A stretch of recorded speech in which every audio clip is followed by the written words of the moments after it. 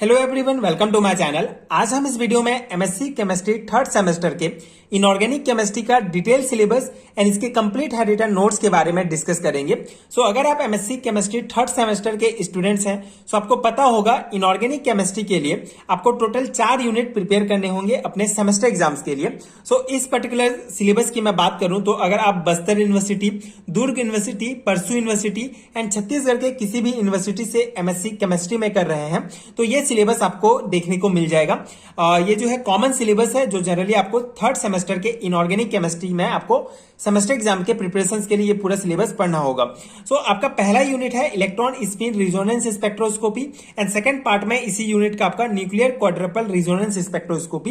ये दो पार्ट आपको कवर करने होंगे इस एक यूनिट के लिए। सो अगर मैं एग्जाम पैटर्न की बात करूं, स्पेसिफिक अगर परसू यूनिवर्सिटी के एग्जाम पैटर्न की बात करूं तो आपको हर एक यूनिट से टोटल जो है 5 ऑब्जेक्टिव टाइप क्वेश्चंस, 2 नंबर के 2 क्वेश्चंस, 3 नंबर के 2 क्वेश्चंस एंड 5 नंबर के 1 क्वेश्चंस पूछे जाते हैं।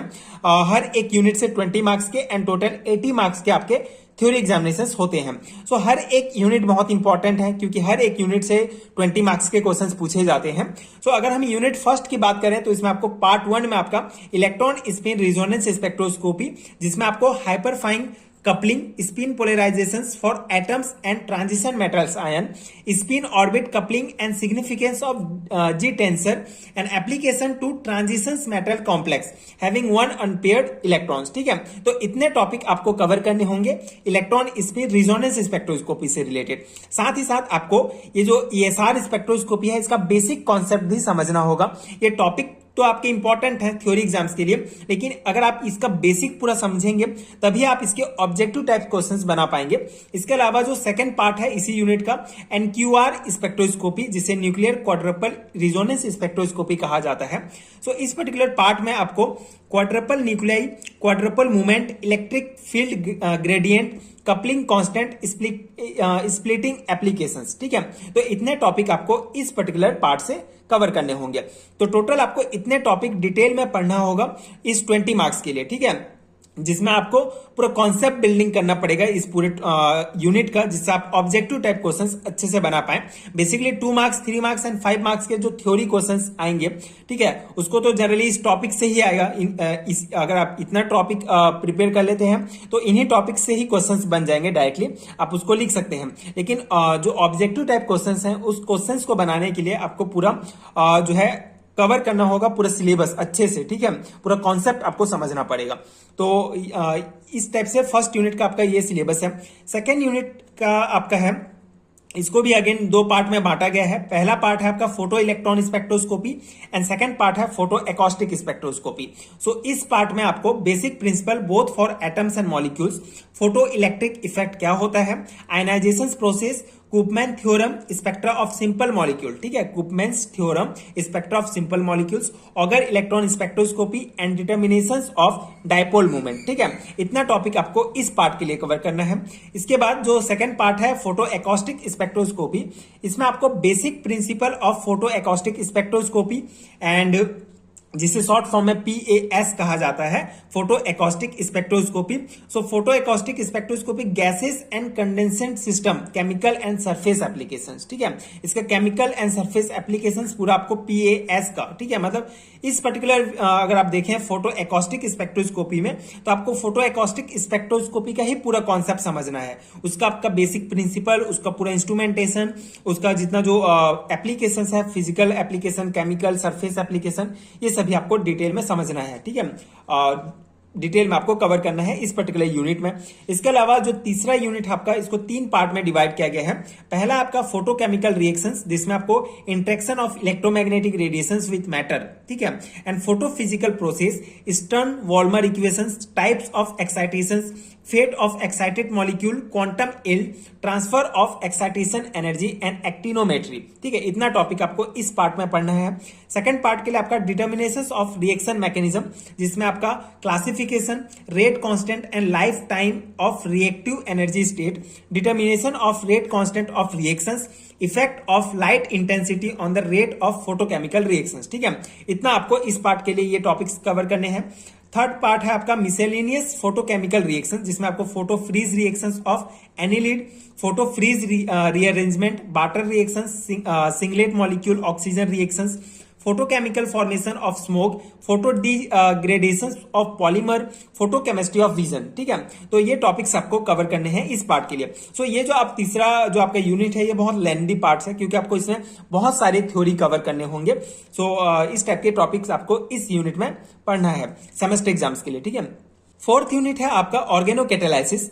सो ऑर्गेनोकैटालाइसिस में आपको इसका general principle of energetic catalytic cycle, catalytic efficiency and lifetime, selectivity, types of organometallic reactions, ligand substitutions, oxidative addition, reduction, elimination and insertion and de insertion. ठीक है, इतना टॉपिक। इसके अलावा होमोजीनियस कैटालाइसिस क्या है, ठीक है, hydrogenous of alkene, hydrogenation of alkenes, hydroformylations, Monsanto acetic acid synthesis, Wacker oxidation of alkene, alkene metathesis, palladium catalysis, carbon carbon bond forming reactions, asymmetric oxidation, heterogeneous catalysis. इसके अंतर्गत आपका ये पूरा टॉपिक आएगा, the nature of heterogeneous catalysis, Fischer Tropsch synthesis, alkene polymerisation. So इसमें भी ये भी बहुत लेंथी पार्ट है, इसमें भी आपको बहुत सारे टॉपिक कवर करने होंगे। ये आप देख सकते हैं, हर एक ये जितना भी टॉपिक है बहुत थ्योरेटिकल है। बेसिकली इसमें आपको थ्योरी बहुत याद करना है, बेसिक कॉन्सेप्ट भी है जो आपको इजीली समझ में आ जाएगा, क्योंकि मेनली थ्योरी पार्ट्स है इसका। तो इस टाइप के इतने टॉपिक्स आपको कवर करने हैं ऑर्गेनोकैटालाइसिस के लिए। तो ये है आपका पूरा सिलेबस इनऑर्गेनिक केमिस्ट्री का। जैसे मैंने पहले भी बताया कि अगर आप परसू, दुर्ग या बस्तर यूनिवर्सिटी से, रायगढ़ यूनिवर्सिटी से एमएससी केमिस्ट्री में कर रहे हैं तो ये सिलेबस सेम रहेगा। इसके अलावा छत्तीसगढ़ के जितने भी यूनिवर्सिटीज हैं उसमें ऑलमोस्ट जो है ये पूरा सिलेबस रहेगा, सेम रहता है। तो ये आपको थर्ड सेमेस्टर के फर्स्ट पेपर इनऑर्गेनिक केमिस्ट्री में ये सिलेबस आपको देखने को मिलेगा।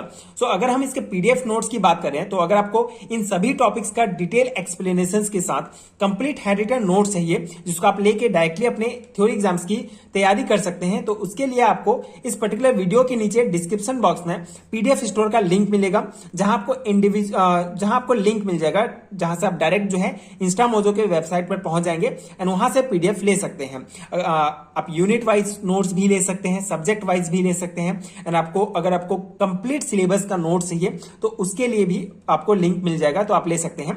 इसके अलावा जो नंबर दिख रहा है आपको व्हाट्सएप या टेलीग्राम पे आप कांटेक्ट कर सकते हैं, वहां भी आपको डायरेक्टली पीडीएफ मिल जाएगा जिस भी पर्टिकुलर यूनिट का, सब्जेक्ट का एंड आपको पूरे सिलेबस का अगर चाहिए नोट्स तो आपको जिस टाइप से भी नोट चाहिए आपको मिल जाएगा।